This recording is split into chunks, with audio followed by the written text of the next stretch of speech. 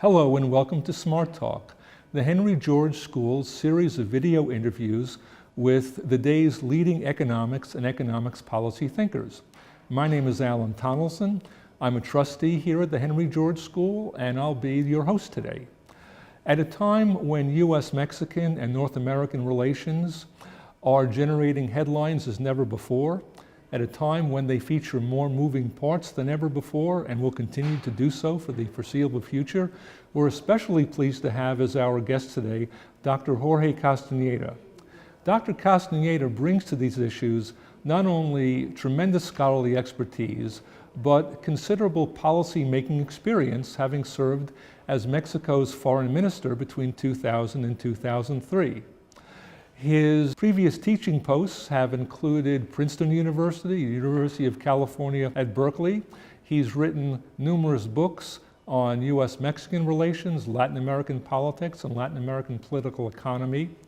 And he is currently serving as the Distinguished Global Professor of Politics, Latin American Affairs, and Caribbean Studies at New York University.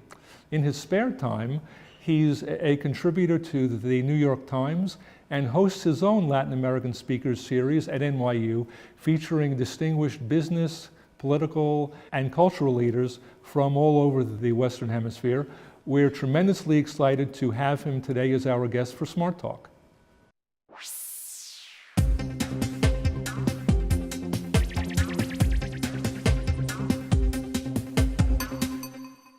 Well, once again, welcome, Jorge. It's great to have you here.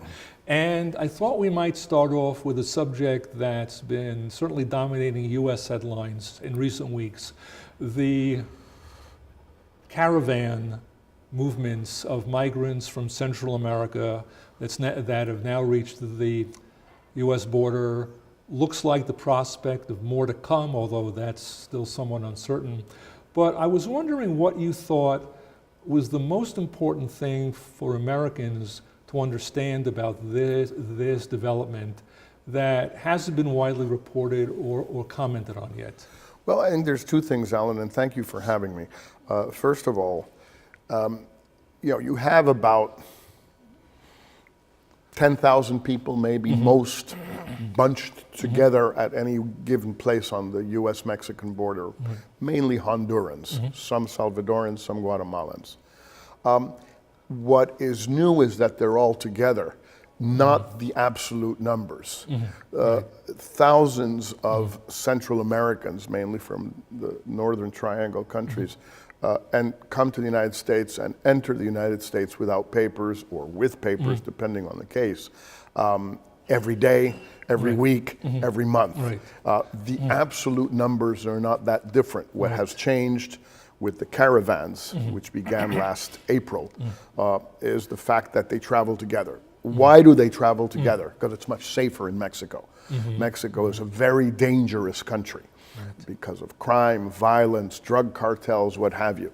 So the Hondurans, perhaps some political organizers, perhaps some people smugglers, perhaps all of the above, decided that it was much safer to travel together than to travel in small groups.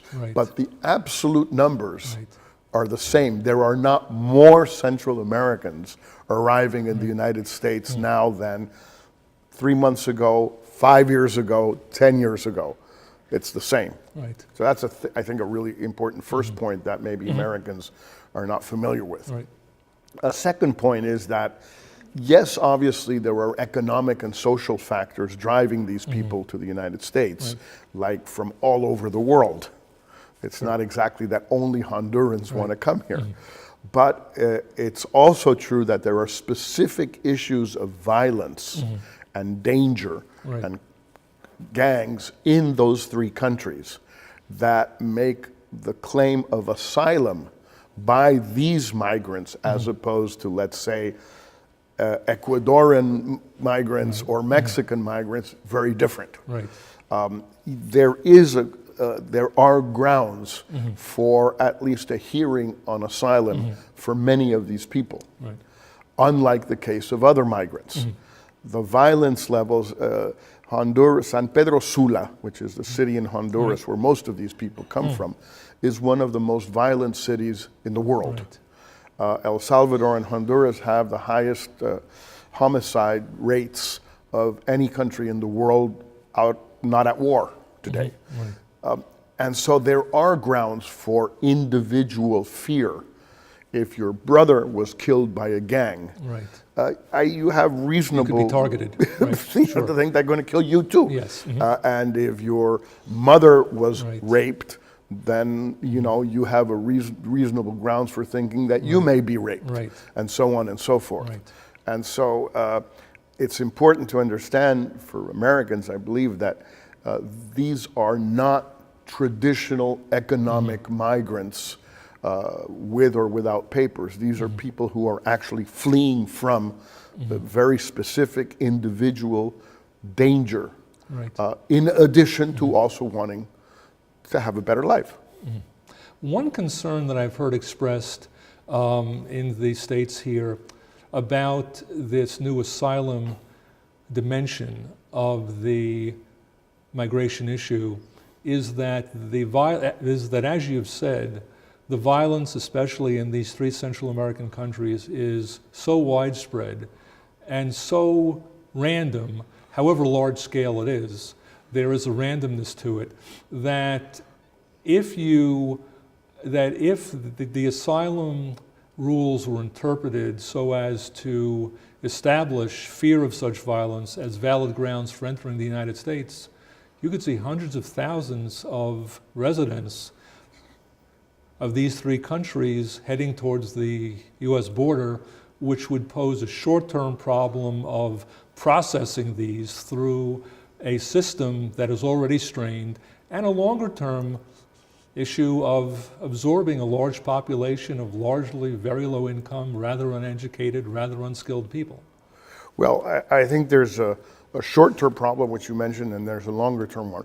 As a matter of fact, there are hundreds of thousands of Honduran and Salvadorians in the United States under what's called temporary protection status, TPS, who arrived in the late 80s, 90s, and 2000s, mainly for natural catastrophe issues. And hurricanes, earthquakes, whatever. And the United States has not had any problem in absorbing them. These are still very small quantities of people. This is a country of 330 million inhabitants. 50,000 more, 100,000 more Hondurans or Salvadorans is not going to make a big difference. The proof of it is that 100,000 more Salvadorans did not make a big difference. So that's in the long term, this is not entirely true. In the short term, there is a processing issue, unquestionably. And that costs money, like there was a processing issue in Germany for the Syrians mainly and the Afghans, and a processing issue in Greece also for the Syrians mainly and Afghans, and in Turkey. And that costs money. And so you have to find ways to pay for it. But again, this is a country of 330 million people with the richest country in the world. And this is peanuts we're talking about in terms of the overall US budget. The question here maybe, Alan, that is worth looking into is that there's a discussion going on at the United Nations and among international law circles, et cetera, to the effect that the traditional notion of asylum, which is enshrined in a series of conventions that the US is a party to, regarding war, genocide, etc., are not sufficient anymore, which is why a thing called complementary factors are being added increasingly by the United Nations High Commissioner for Refugees, UNHCR, by the General Assembly, by a series, increasingly even to now by the UN Secretary General, because things like domestic strife, like climate change, like all of these issues are becoming increasingly relevant. Right. They've certainly become drivers of human movement that we haven't seen before. So, you have to include them there. It's no longer a specific thing. Are you a refugee from a war? Right. Yeah, there still are some wars, obviously, and unfortunately, but that is no longer, or they're no longer the only factors determining refugees, and particularly sending them back. Because the issue here is not only on what grounds do you let them in, but on what grounds do you send them back? Sure, right. You have a guy, a Honduran, any one of these guys in the caravan. For one way or another, he gets in. Or she gets in, sets foot on American soil, is allowed to request asylum, is allowed to have a hearing, and after a series of hearings, he or she, the U.S. government decides to send them back. Send them back where? Well, sure. To, if it's only a country at war, then you can send them back because there is no war. Right. But if they are in danger because there was just a tsunami, or an earthquake, or a hurricane, or gangs, or whatever, then that component of existing international refugee law is not sufficient. Right. So you have to incorporate it. The Trump administration is obviously not quite open-minded about these sorts of things, not terribly interested, but that doesn't really matter in the long scheme of things. This is something that is going to have to be done. Now, until we get the kinds of more effective international solutions you've just been talking about, what kind of role do you think Mexico should play in this whole picture, and what kind of role can it play? Well, I can start with the role I don't think it should play, which is the role that it began to play in 2014. That was still under President Obama, when you had in that summer of that year this wave of unaccompanied minors that reached the U.S. border, and Obama asked or forced or whatever Mexican President Peña Nieto to basically do the United States dirty work by trying to seal off Mexico's southern border, or at least seal off the so-called Isthmus of Tehuantepec, which is the sort of narrow waist in Mexico, similar to Panama. We did it in exchange for nothing, which was pretty stupid on Peña Nieto's part, and has generated a lot of problems for us because we didn't have, and still don't have, the troops on the ground capability, to use an American term. We don't have enough military or Navy or national police to place them in the states where drugs and drug violence is present, and the southern border. The blanket is not big enough, and so you pull it to one side and somebody got uncovered, and that has contributed a little bit to the increase in violence in the last few years. So we shouldn't do that.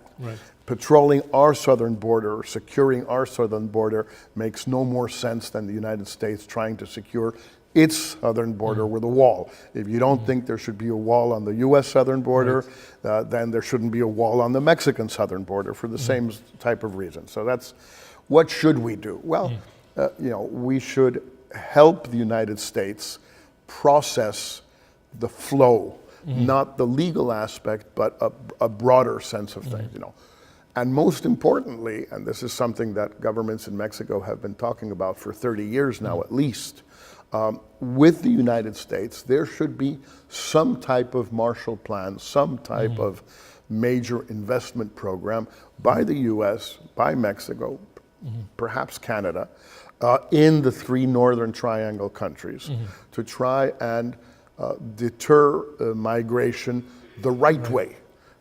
And also on security issues. Obama ended up doing something of this nature when he asked Vice President Biden to set up this thing called the Alliance for Prosperity, which ended up sort of petering out because it was not enough money, not enough time, not enough, too many countries. It ended up being peanuts. Congress then cut it down anyway. And now the Trump people are cutting it back even more. The money has not flowed. So in the long term, that's the kind of cooperation Mexico can really be useful for. I don't like the idea at all of Mexico being a parking lot or a waiting room for Honduran or other Central American asylum seekers while the U.S. processes them. Because in addition, the Trump people, are not, it's not only that they're overwhelmed by the numbers, they're making themselves overwhelmed by what they call metering, which is to do it drop by drop, slow down, let's call it a slowdown. They're doing it as slowly as possible to discourage people from coming. But that means that they're all sitting in Tijuana or wherever. And I mean, that's it's an anti-humanitarian Which is stance. apparently not making many Mexican citizens happy either. Well, of course not. The Mexican citizens, especially on the border, are not happy because that means you have to feed them, you have to clothe them, you have to protect them. That's the way it should be. But why in the world should we be doing this? Why is it our job to do that? And so it's not just the numbers that are overwhelming the U.S. system. Trump is deliberately having the numbers overwhelm the system through this so-called metering tactic. Now, when we come to the subject of trying to address the root causes of this migration issue, I have to admit I got something of a loud chuckle, if not belly laugh, upon reading an op-ed co-authored by former U.S. Secretary of State George Shultz, purporting to have come up with the ultimate solution to these deep-rooted problems. And it was, in fairness to he and his co-author, it was a multi-pronged program, but one of the big prongs was he said, gee, let's negotiate a trade agreement with Central America. And I thought to myself, gee, I'm old enough to remember that we did negotiate a trade agreement with Central America back in 2006. And it was supposed to be a cure-all for everything that at that point ailed Central America: poverty, human rights violations, things of that nature. And apparently it hasn't worked out very well. And I also couldn't help but reminisce about similar problems made about NAFTA, which was supposed to be the magic bullet that would transform Mexico into a fully developed 21st century country that would be sending, as the phrase went, goods rather than people to the United States. It seems clear that that kind of an approach has been tried and already failed. Is there any reason to think that going forward it might have more success? Well, I think you're absolutely right in that both NAFTA and CAFTA, DR, were oversold, and particularly NAFTA. CAFTA being the Central American Free Trade Agreement Dominican and Republic Dominican added Republic. on to it. Exactly. I'm sorry. They were mainly oversold, on every score, but mainly oversold as far as immigration was concerned.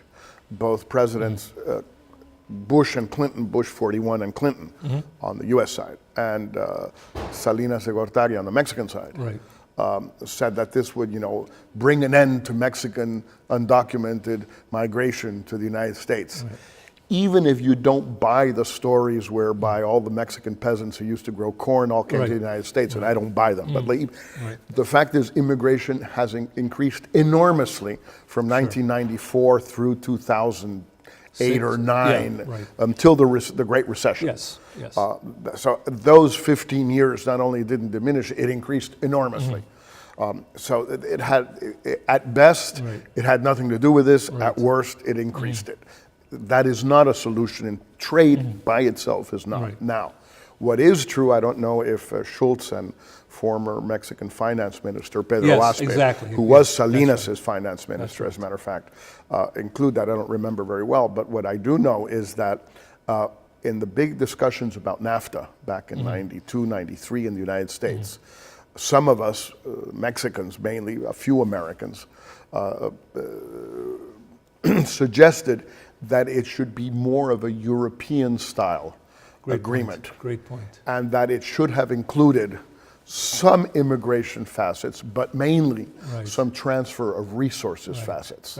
And if I could just briefly interject for some context, the idea was that the European Union, when it was coming together back in the late 80s, early 1990s, recognized that there was what you might call a north-south problem here, and a challenge Absolutely. to integrate a more developed group of countries with a lower income group. And that more than free trade was needed, you needed actual economic development programs. And you can argue how much or how little success Europe has actually had on that score, but that was a very powerful argument made by many Democratic Party leaders at that time, never followed through on though. Well, particularly Dick Gephardt, was, yes, but many others. The former House, He was the majority leader. Very good, that's right, House Majority Leader. So there you see that what was one of the things many of us thought was the main drawback, the main weakness of NAFTA. Right. And if you look at the Europeans, you can think what you like about the European Union, but on these two counts, since Italy in 1958 through Spain, Greece, and Portugal, and subsequently Poland, it has been a huge success on two counts. One, immigration stopped, full stop. That was it, within very few years. Secondly, the gap between Southern Europe's GDP per capita and the rest of Europe's GDP per capita shrunk enormously. Greece is the exception. All of the other ones, including Poland and probably now Romania also, and Bulgaria, which are complicated. But it shrank enormously over a 10-year period. And the best example of GDP shrinking through money is Ireland. Which of course is not Southern Europe. Yes, exactly. But it's the biggest success story of all. And it was, Ireland received more money from Brussels in GDP terms than any other country, partly because it's smaller. Yes, of course, but it's still, easier, but still. So there's no question that works. Let me add one more big success story, and that is that Spain and Portugal had no democratic histories whatever. Of course. Long years and even decades of dictatorships preceded by monarchies. And yet you have what seem to be healthy democracies in both countries, even though they've faced serious economic challenges during that Great Recession. And you know, you can also look at it from the other point of view. And a lot of people used to say in Germany, you know, why should we Germans build Spanish highways? Pay for Spanish highways? Well, there was a bunch of reasons, but one in particular, since Germans take all their holidays in Spain. Well, it's better to drive on good highways than bad highways. Or they could take their holiday somewhere else, of course, but probably they're you know, sunnier and warmer. Spanish beaches tend, I think, to be a little more welcoming than German beaches. A real attraction. There is one objection that one could raise, and that is that whatever kinds of political weaknesses, economic weaknesses, countries like Spain and Portugal had in the 60s and 1970s when the European integration project really began to take off, they were still colloquially in much better shape than countries like Honduras, Guatemala, and El Salvador, where poverty has been much greater, and I think you could argue misgovernment has been much worse. Is that something to be mindful of? Absolutely. I think it's a very valid objection to you know, a simple analogy, saying since this worked, do the same thing here. Because there are real issues of governance, there are real issues of the rule of law, there are real issues of corruption. Not that, you know, Spain and Portugal or Greece were or Italy, Southern Italy. Oh, certainly.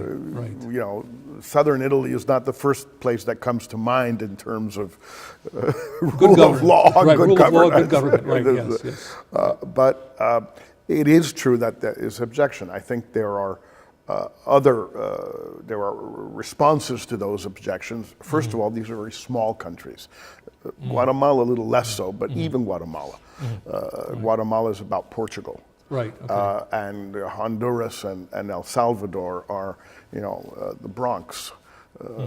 These are very small countries with real problems, but problems that can partly be addressed. Secondly, Americans don't necessarily like to hear this, but there is a certain U.S. responsibility for some of the problems in places like Honduras and El Salvador.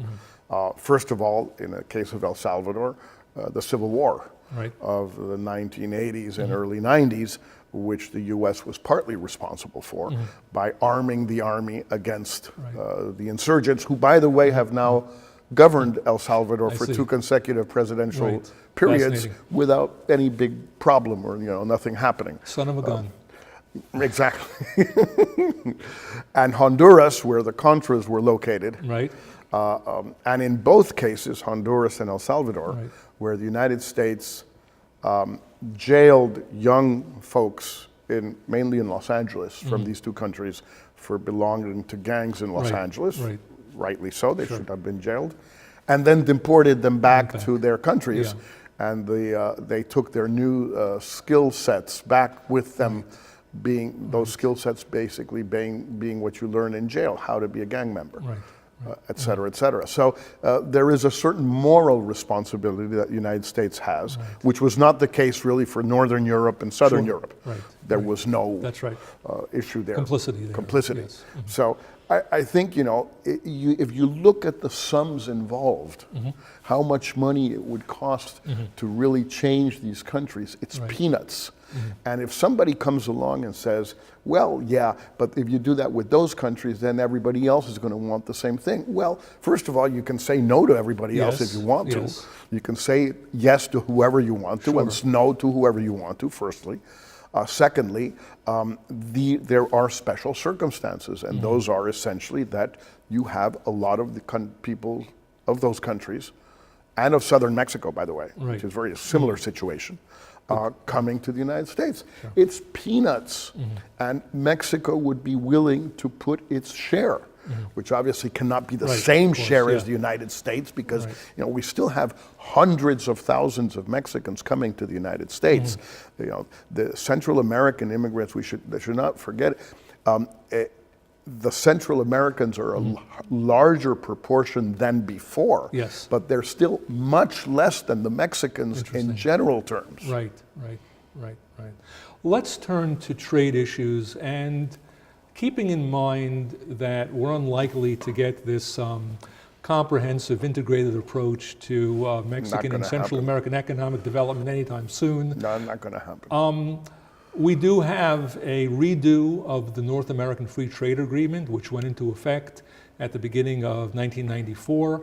And there's already been a pretty considerable debate in the United States as to whether or not it represents a significant change to the old NAFTA, or whether it's mainly window dressing. And I was wondering what your thoughts were, especially when it comes to U.S.-Mexico trade flows and the structure of both the U.S. and the Mexican economies, which are certainly, whatever you think of NAFTA, much more integrated now than they were back in 1993.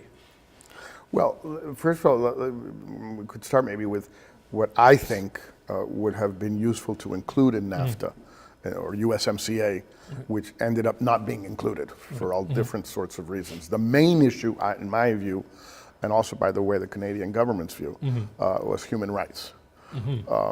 There are no human rights clauses in USMCA, which is a pity. The Canadians wanted it done through gender rights and original people's rights. But in the case of Mexico, it should have been done human rights, period. And it wasn't, and that's a mistake. And it's not true that this has not been a concern for the United States with other countries, and mainly for the European Union in their free trade agreements with other countries that have human rights and democracy clauses. So I think that was a mistake. Would those clauses have involved some process by which complaints could be brought to some kind of a trinational commission and sanctions imposed if a satisfactory basically, that's answer- the way the European I see, agreements okay. work, and they could work with the United States and Canada and Mexico. Now, yes, there would be some issues for the United States also. You don't have to have a standing commission. You can have ad hoc panels, like for the dispute settlement mechanisms on trade matters, which exist. So that's the first thing that I think should have been included.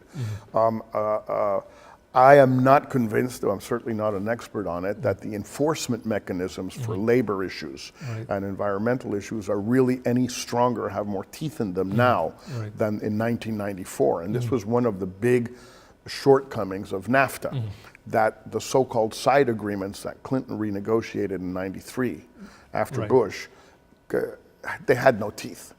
And the best That's proof... why they were side agreements. That's why they were side agreements, because they were meant not to have teeth. And they mainly had no trade sanctions involved. Well, the proof that they had no teeth is that they had to be redone again completely 25 years later. I have very serious doubts that they have the kind of teeth now that will really change labor relations in Mexico and will really allow Mexican labor unions to organize, to be present, to fight for workers instead of fight for themselves, and eventually push Mexican wages upwards, which is what the purpose of the whole new exercise was, according to President Trump and others. So when, for example, Nancy Pelosi says that she will be in favor or against ratifying USMCA, only by enforcement, meaning labor. Yeah, but I'm not sure there's enough teeth in the agreement itself. And I'm not sure that the trade sanctions for non-enforcement have teeth. And if they're not trade sanctions, they're meaningless. Exactly. One of the counter-arguments to the idea of including strong labor and also strong enforceable environmental provisions in these trade agreements is that companies can too easily evade them completely by producing in places like China and Southeast Asia rather than Mexico, where those standards just don't exist. Is that an objection that needs to be dealt with and that needs to be taken into account somehow? Well, it is an objection, but there are, I think, two responses to it. The first one is that in the long term, what determines where the money goes are wages more than standards. And so if you have strict labor enforcement standards in USMCA in Mexico, they will make wages go up, which means some money may go elsewhere. But I would rather have that happen than to keep Mexican wages so low. They are miserably low. The average wage in the Mexican automobile industry, which is the big NAFTA success story, is about $500 a month. The hourly wage in most unionized U.S. plants, including fringe benefits, is upwards of $30, $35 an hour. An hour. So that gap is so enormous. That's terrible for Mexico. That's not the way we want to compete in the world. And it hasn't worked out so great for the United States because those U.S. auto wages since NAFTA have actually gone down.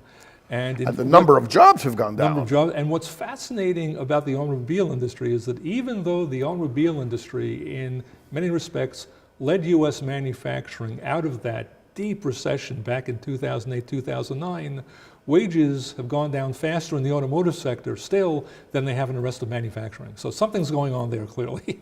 No, you're right. And I think somewhere like I think there was about 700,000 jobs in the U.S., unionized automobile jobs in the U.S., all told, in 1994.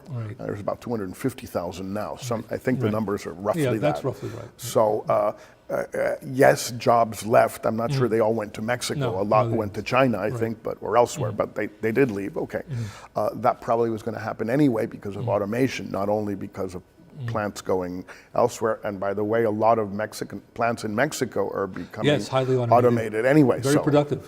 Very productive. The problem for Mexico was, and this is very clear now, we know this as a fact, that this entire process, because there was no industrial policy behind it, led to a situation where the automobile plants in Mexico assemble cars with inputs that come from elsewhere.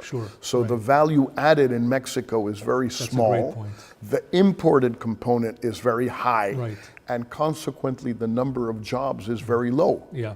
You know, the entire automobile industry in Mexico, auto parts, everything, the works, is about 700,000 jobs. This is in a country of 130 million inhabitants.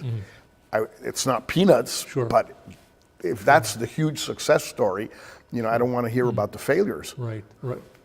Was there anything that might have been done when the original NAFTA was negotiated to spread the benefits more evenly throughout Mexico? Because it seems clear that however meager they were, most of these benefits were concentrated in the north, where these export-oriented manufacturing factories are actually located. Well, it does seem, and I'm not an expert on that, but and there's also an issue of data, but it does seem that the gap between northern Mexican GDP per capita and southern Mexican GDP per capita has widened over these 25 years. Hard to say if NAFTA is the driving factor. It could be the weather, or it could be God knows what. So that's a hard call to make. But clearly the gap seems to have widened. So, and this was probably predictable. Like it would have been predictable with southern Italy in 1958 and the Treaty of Rome, and which is why precisely they did what they did, which didn't succeed completely. What they ended up doing was emptying out southern Italy. But all right, but that's a solution. Maybe it's not the best one, but it is a solution. What should have been done? You know, two things I think should have, maybe three, but certainly two should have been included. One was some kind of immigration component, which does not necessarily mean the free flow of labor, which what the Europeans did. That maybe would have been difficult in the US, but some kind of labor component, a temporary worker program, increasing the number of H-2A and H-2B visas, which, by the way, Obama did. Bush, Obama, and Trump hasn't cut back on it. Actually, he's expanding it also. So those are the visas for seasonal workers. Seasonal workers, either in agriculture or in services. For example, construction. For example, hospitality. And some of which landscaping, etc. Some of which have been used to staff Trump resorts, as I gather. Mar-a-Lago, among others. So. There's been a huge increase in that over the last 10 years or so, a little more, maybe 12 years, starting with Bush. And that could have been included back then, which is very different from free flow of labor. If you take it to the extreme and then you knock it down, it's a straw man. So they should have, that was one thing I think that could have been included. A second thing that could have been included was sort of, you know, social cohesion and infrastructure funds. If you want to move, if you think what you just said, most of the investment is going to go to the north of Mexico because it's close to the border, because it's less densely populated, blah, blah, blah, whatever. And you don't think that's a good thing because it's already the richest part of the country. And so you want to move the stuff off the border.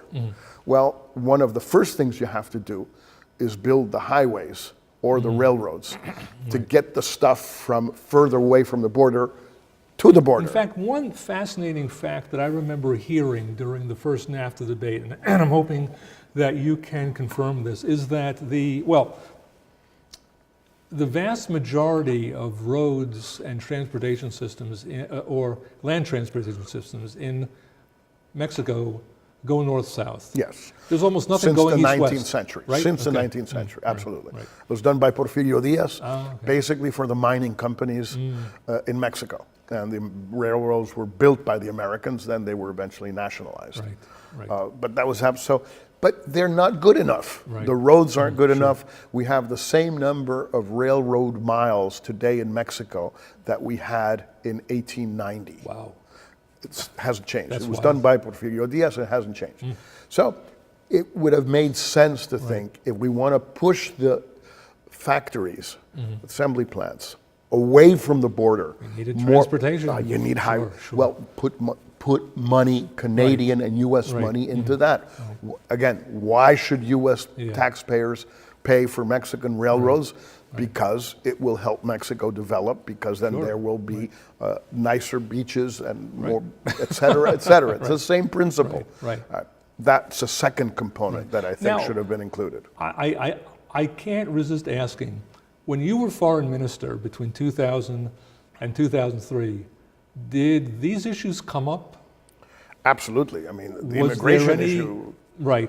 Was there any receptiveness that you found at senior ranks in the U.S. government, either presumably the final year of the Clinton administration or the first years of Bush 1? Was there much receptiveness to this, or was it just brushed off? Or? Well, on immigration, I mean, there are different interpretations. Mine was that until 9/11, we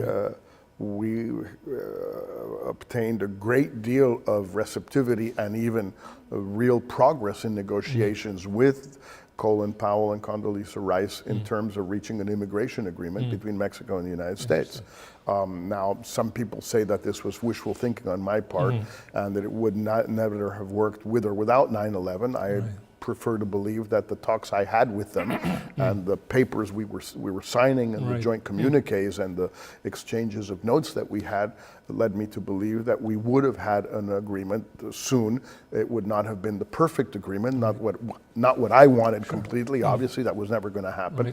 But I think we could have gotten a very good deal, one in terms of some kind of so-called amnesty for Mexicans without papers in the U.S. already, and two, some kind of agreement on the future flow, either through an increase in the existing type of visas or through a broader temporary worker program, which Republicans, by the way, wanted for their own reasons. The same way Democrats wanted amnesty for their reasons.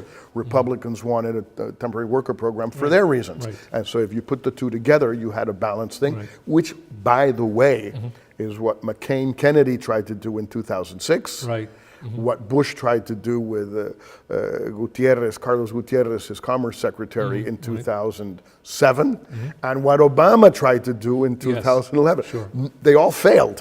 They got it done in the Senate, and it got blocked in the House. Okay, fine. But first of all, it wasn't such a stupid idea, because these are not exactly neophytes. I mean, these were outstanding senators and two American presidents. Okay.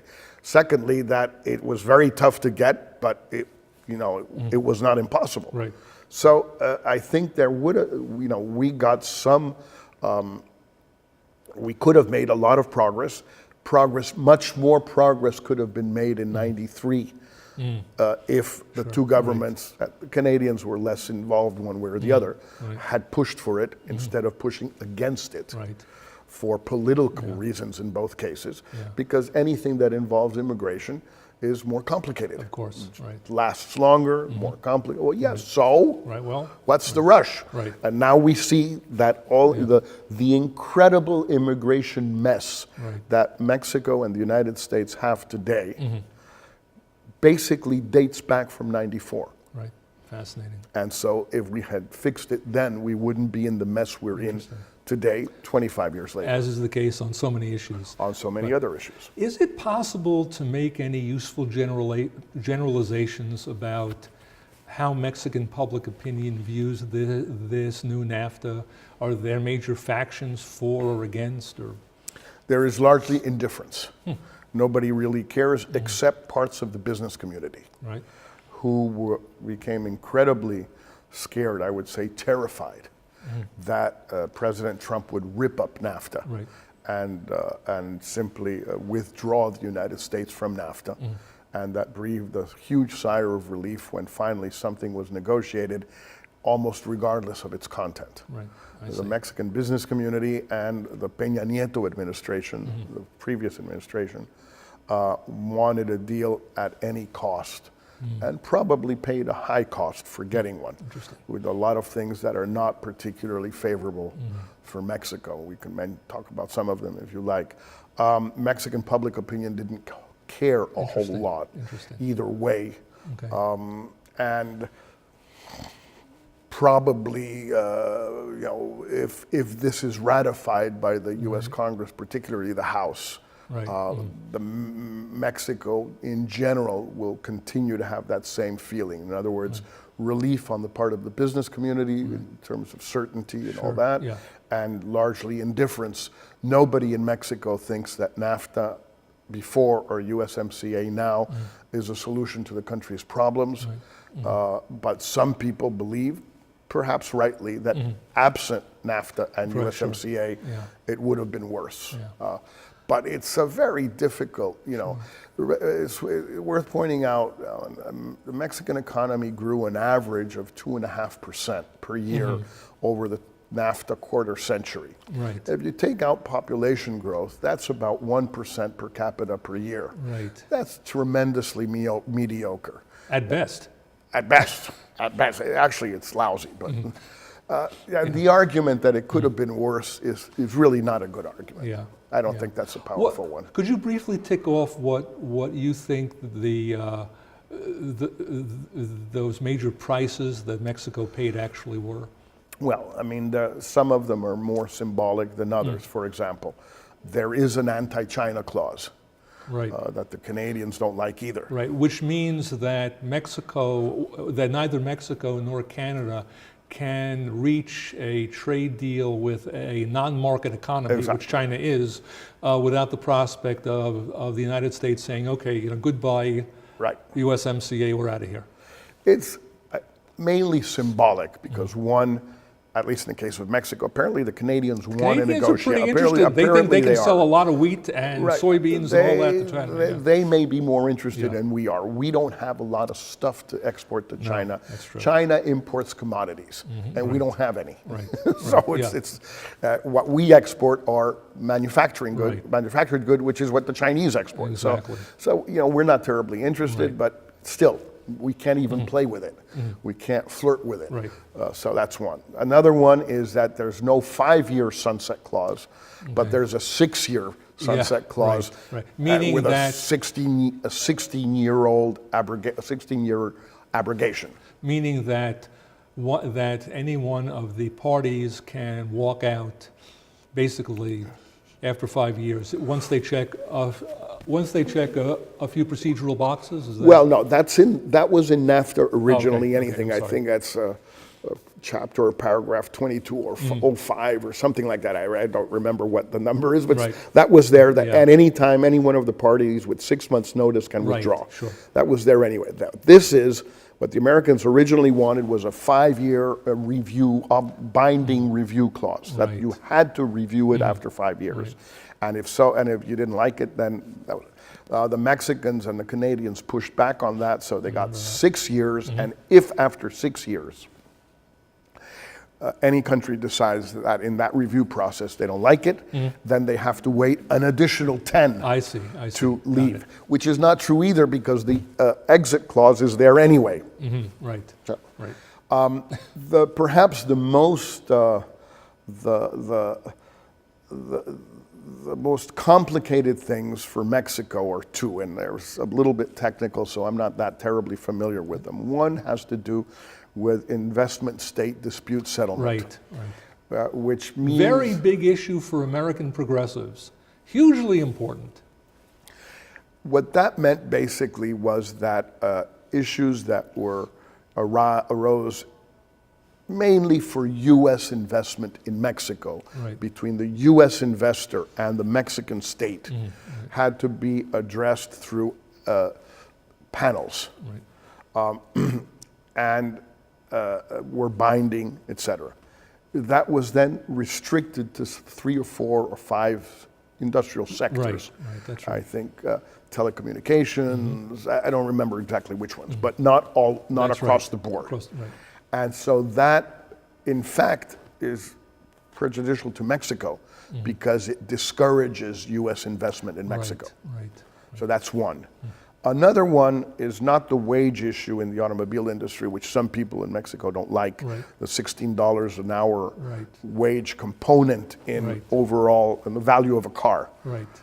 For that car to get duty-free entry into the United Exactly. States. That's X percentage, I think 40% 40% has to be produced with that $16 an hour wage exactly labor. Right. in a plant that pays that. Yes, Okay. yes. Or plants. It's tough to be brief when we're talking about these objections. And it's going to be even tougher, Yes. tougher to enforce any of this Oh, yeah. stuff. But all right, I don't worry too much about that because I'm willing to buy anything Right. that will make Mexican wages go up. You know, if it means, putting it in law, having the Pope get involved, I don't care. Anything that makes Mexican wages goes up is good. Okay. But there is another issue which is more complicated, which is that President Trump had threatened to slap tariffs on national security grounds Right. on U.S. imports of automobiles Right. that don't have sufficient U.S. content. Right. And he has not decided yet whether he is going to do that or not as we speak today. And in order to get around that, Mexico and Canada negotiated a cap, which is in fact what's called a voluntary export restraint Right. or restriction, a VER. Right. The Mexicans say it's not true, but it is true. It's not the first time a Mexican government lies, or any government Or any lies. government. And so that cap was set at 2.6 million vehicles per year. Right. If the U.S. does establish tariffs, Mexico can continue exporting up to Until 2.6 that, million. In 2018, we exported about 2 million vehicles, and the yearly increase is about 10% per year. So which it could be means coming up fast. in 3 years, we'll be there by 2021, maybe 22. So hopefully Trump will not slap those tariffs Right. on. And if he does, then he'll withdraw them before we get to 2022. But if not, Right. we are going to run into the cap. Sure. But we're still further Japanese, German, Korean, Right. even Chinese, not yet, automobile investments in Mexico are going to be discouraged by this. Absolutely, sure. They say, why in the world should I invest? And it takes 2 years to build a plant to begin with. And once the plant is up and running, Right. then I'm going to run into this cap. And the Mexicans and the Americans are capable of saying, we'll let US cars in, Right, but we won't exactly. let Korean cars in. Exactly. Right. So why in the hell should I invest in Mexico? Yep.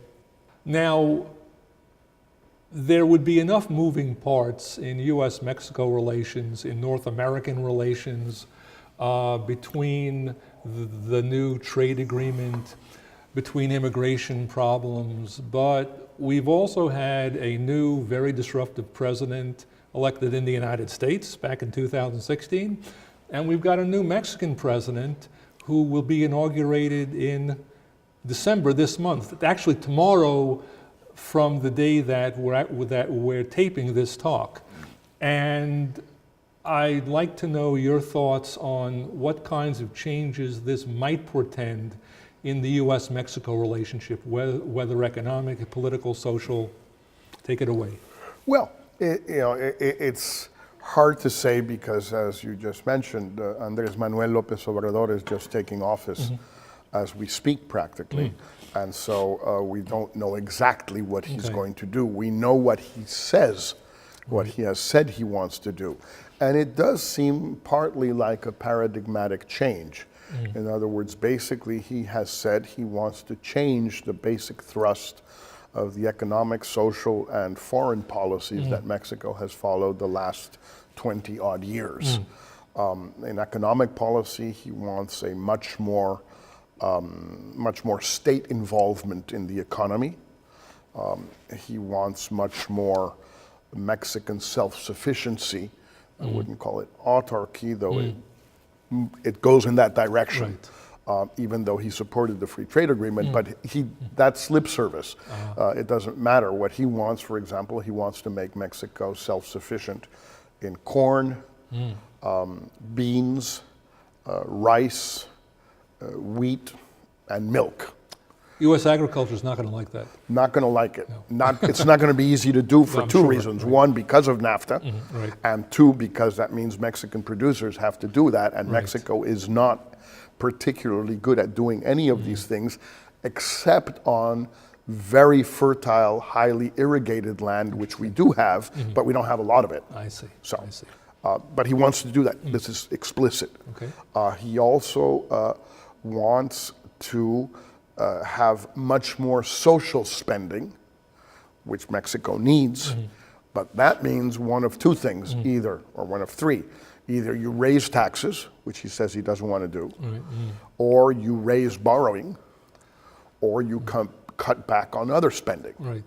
And that changes the parameters of Mexican macroeconomic policy and can lead to a new financial crisis like in 1994-95. So that's a second area of concern, or not concern, but differences. And thirdly, López Obrador, also clearly wants to change this notion of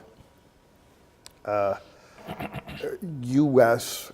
foreign in general, but in Mexico, every time you say foreign, it means It's U.S. US. Foreign is a euphemism for U.S. Interesting. Okay. And it's been that way for a century. That's not new. For any type of involvement in Mexican stuff. For example, he just mentioned a couple of days ago that that according to him, I mean, obviously this is false, but it doesn't matter, that one of the distinguishing features of the Mexican armed forces is that they are of popular origin, which is the case of practically every country in the world, even a country like the United States with a volunteer army. Oh, sure. Because who volunteers? Right. And let alone in countries that have a draft, which course. Mexico doesn't, by the way. course. But in any case. Secondly, that it is honorable and patriotic. I don't know of any armies that say that they're not. I haven't heard of any one of those. And thirdly, that it has never been subordinate to any foreign influence. And then he says, except for what has happened in the Navy in recent times, but we're going to change that. What does he mean by that? He means, and he's right, that the last two administrations, Calderón and Peña Nieto, let or encouraged the United States to get incredibly involved in the Mexican Navy, which is not really a seagoing Navy, it's a land-based Navy. Interesting Navy. This is the elite security and drug enforcement force in see. Mexico, the Navy. And the United States has been involved up to its neck in that. Right. And he's saying, I don't want that. I happen to agree with him on this case, in this point, but that's a different story. Sure. That's the sort of differences that we're going to be seeing. He is an old-fashioned, chip-on-the-shoulder Mexican nationalist. Right. He may be pragmatic about it. He may be, realistic about it.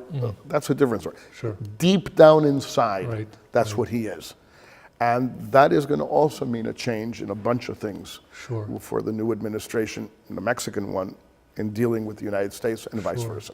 And it sounds like the election of a politician this far to the left, and it certainly hasn't been his first presidential bid, but the fact that he broke through this time would at least suggest that there was tremendous unhappiness with the status quo in the country. Do you think there are any parallels between his election and the election of President Trump? Absolutely, as well as with the election of Jair Bolsonaro in Brazil, Interesting point. who was inaugurated on January 1st, or will be inaugurated on January 1st. There's a tremendous rejection in the three countries, we could point to others, but let's stick with these three, of the existing party system, the existing political system, the existing electoral system, for economic and social and cultural reasons in the three countries. In Mexico, in Brazil and Mexico, is more corruption and violence and crime. In Brazil, more economic recession than in Mexico, and in the United States, more immigration than corruption. But if you'll see the three countries, there are absolute parallels. It's almost irrelevant whether you like to think that Bolsonaro and Trump are right-wingers and López Obrador is a left-winger, because, for example, Trump is an economic nationalist. I think that's one of the few convictions he seems to have. And López Obrador is too. And the Brazilian military, from where Bolsonaro comes from, also. He has appointed, quote-unquote, radical free marketeers to his economic posts, but he's also appointed 5 generals to his cabinet. And he's former military, and his vice president is former military. And the Brazilian military, since the 30s, has been very actively involved. Profoundly economic nationalism. Economic nationalism. They're also involved in politics, obviously. But they have been huge economic nationalists forever and ever and ever. So there are many more similarities, not only in the factors that led to their election, but also in their outlooks on life, or whatever you want to call it.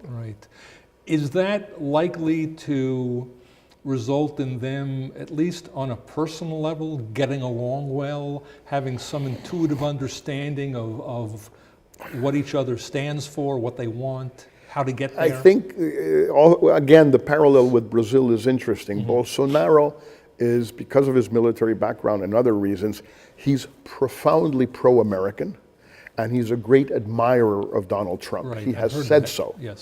López Obrador is profoundly nationalistic, and I would say anti-American, and does not admire or respect or like Trump. If you read what he published a little book about a year and a half ago, with his speeches and statements about Trump. It's one insult after another. It is. Now, of course, he's saying nice things about Trump, and he has to, and that's the right thing to do. But I'm interested in what he really thinks. So I doubt that Trump and López Obrador are going to get along the way they say they have been getting along. My impression, little I know about this, is that there's been a great deal of exaggeration about the number of their phone calls, the extension of each one of the phone calls, and the cordiality of each one of the phone. The three things have been exaggerated, I have heard. Well, certainly National Security Council staffers will be leaking those transcripts soon. I'm sure. We can count on that. Everything leaks in this administration in Washington. That's right. Let's turn to another issue that I know you've been doing a lot of thinking about, that's also been roiling U.S.-Mexican relations, along with America's own society, and that has to do with drugs and this truly terrifying and destructive opioid epidemic that has spread throughout the American working class with truly shocking speed in recent years. And I know that you've been writing and thinking about the Mexican role here, which seems to be, from what I understand, somewhat different than the standard American story that Mexican drug lords keep sending drugs into Mexico and there's not enough Mexican cooperation, etc. And this has obviously brought tensions between the two countries awfully high. Well, let me back up a second. First of all, since President Nixon began the war on drugs, he declared it in '71, but in fact it started in '69 when he took office. Mexico has paid an enormous price for acceding to U.S. pressure since that time. Nixon closed the border in 1969 with a thing called Operation Intercept, and he closed it for almost a week. So this is not new. It's been going on for a long time, and Mexico's paid an enormous price. Secondly, what's been the main price? Is it possible to boil it down to? It boils down to the war on drugs being waged in Mexico as opposed to being waged in Newark, or Chicago, or anywhere else. I say Newark because it's across the river. Fair enough. Fair enough. If the United States sent troops into Newark and threw everybody who's Wow. selling drugs or consuming drugs in jail. Probably you might even solve the drug problem in Newark. I don't know. I have no idea. But the United States does not want to send troops into Newark. No. Right. So it asks Mexico to send troops into the Sierra to burn marijuana and poppy plantations. Okay. Secondly, in the last two administrations in Mexico, Calderón and Peña, 12 years, approximately 250,000 people have been killed in the drug wars. The normal inertial number of homicides would have been around 120,000. My goodness. So this is 120,000 people have died in Mexico because of the war on drugs declared by Calderón and Peña. This is twice the amount of Americans who died in Vietnam. Twice. Sure. So this is an enormous amount of people who all died unnecessarily, regardless of whether they were part of the drug gangs, part of the army, innocent civilians. It doesn't make any difference. Wow.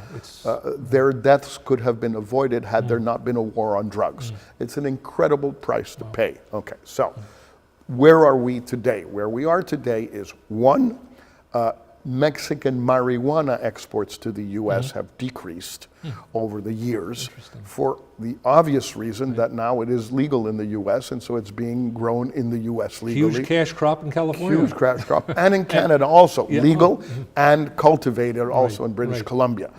So Mexico we've lost part of our market share, partly because we're not competitive, Dang. which is not good.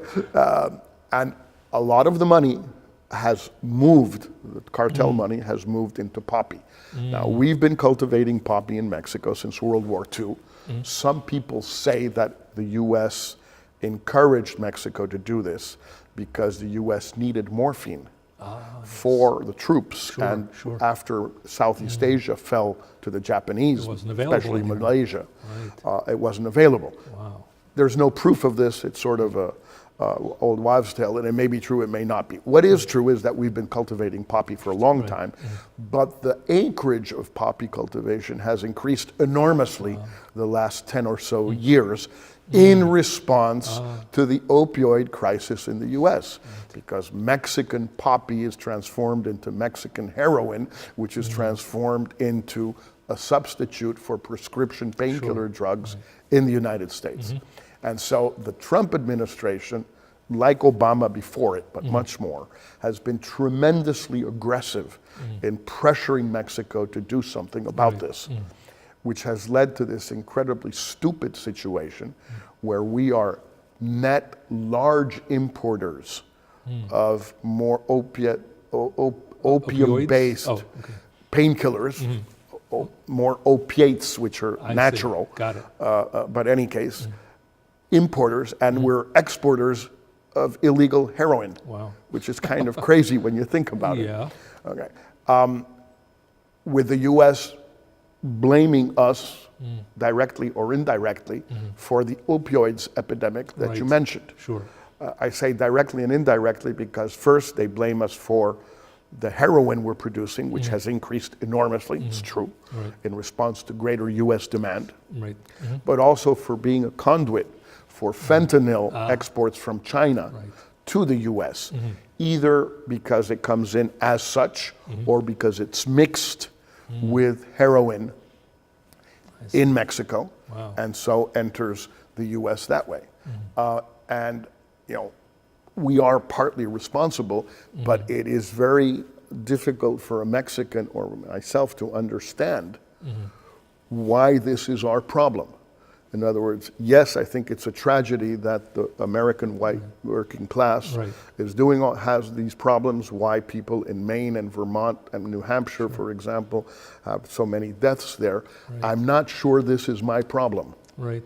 It's difficult for me to see why this is my problem as a Mexican taxpayer, as a Mexican suffering from the incredible levels of violence in my country.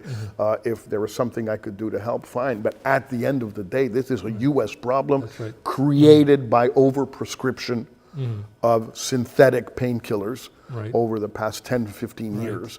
And then the decision to stop prescribing and leaving all these people already strung out on painkillers. And just as we were talking about underlying economic causes generating the latest crisis in Central America, you can certainly talk about underlying economic pressures producing, or certainly having a big role in producing this opioid crisis in the United States. Absolutely. I mean, there is a real issue of jobs being lost in a lot of places in the United States, not so much to Mexico. It's, the difference between Mexico and China is overwhelming. Sure. I mean, there's really no comparison. But there are problems there. There are problems with, this more complicated issue that the United States never built a welfare state because it was a middle-class country. Right. And then it stopped being a middle-class country and didn't build a welfare state. Right. And so now all these people are stuck. And for all sorts of reasons, they are now, facing these tragedies. Exactly. Now 70,000 opioid-related deaths in 2017, more than the AIDS epidemic in the 80s, more than driving accidents, more than anything, which is a tragedy for the United States, No absolutely. question. No question. Let's close with some speculation, okay? Because speculation is so inherently interesting, even though It's the most fun. it's the most fun. Absolutely. Could you sketch out what you think the North American economy might look like, let's say, 10 years from now? Will it look much the same as it looks now? Will it be substantially different? If so, in what ways? I'm afraid it will look a lot like what it is now. In the sense that you will still have this enormous gap between Mexico on the one hand, and even Central America, if you like, and the United States and Canada on the other hand. That unless you have a proactive approach in the three countries to reducing that gap, either with European-like instruments or something else, Right. lunar instruments. Whatever else comes up. I have, Sure. Woody Allen would say, whatever works. Right, well, Franklin Roosevelt said whatever works, essentially. And that, unless that is done, the same causes will tend to produce the same effects, Right. my sense is. You may have a little more economic nationalism here or there, or a little less. You may have more of an attempt, which is part of this, by the United States to bring investment and jobs back to the US, which may work or may not work, but in the meantime, it may well discourage investment in Mexico. That's possibly true, but it'll be on the margins. And conversely, the new NAFTA or USMCA may marginally increase perhaps investment in Mexico because of greater certainty than if there had been no NAFTA or at all. But again, it's going to be on the margins in that sense. Mexico is not going to have the money to, on its own, improve education, improve infrastructure, improve the rule of law, Right. which are probably the three things that would allow the country to grow instead of at 2.5%, 2% a year, 4 to 5% a year, which would begin to reduce the gap. I don't see that happening. I also don't see happening what should happen, which was the logic of all of this from the very beginning, that countries with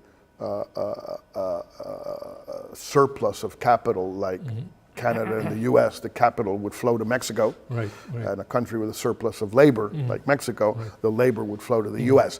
The two things did happen, but not enough. Right, sure. And especially in terms of Mexican labor in the US, conditions where there are about 12 million Mexicans in the United States, of which half have no papers. It would in a sense have to be more than that, or at least the 6 million without papers would need to have papers and then allow for more to flow. That's the logic of these agreements. I mean, of integrated economies, call them what you want. The logic is that logic has not been working properly. Right. And if it doesn't work properly, the results 10 years from now are going to be very similar. Well, it would have been nice to end this conversation on a more optimistic note, but perhaps it's more important that it ends on a more realistic, sobering note. So once again, I'd like to thank you so much, Jorge, for sharing your thoughts, and we'll certainly, I'm sure, all be following your ongoing work very closely. Thanks again. Thank you, for helping Alan. us out here at the Henry George School. On the contrary, thanks a lot.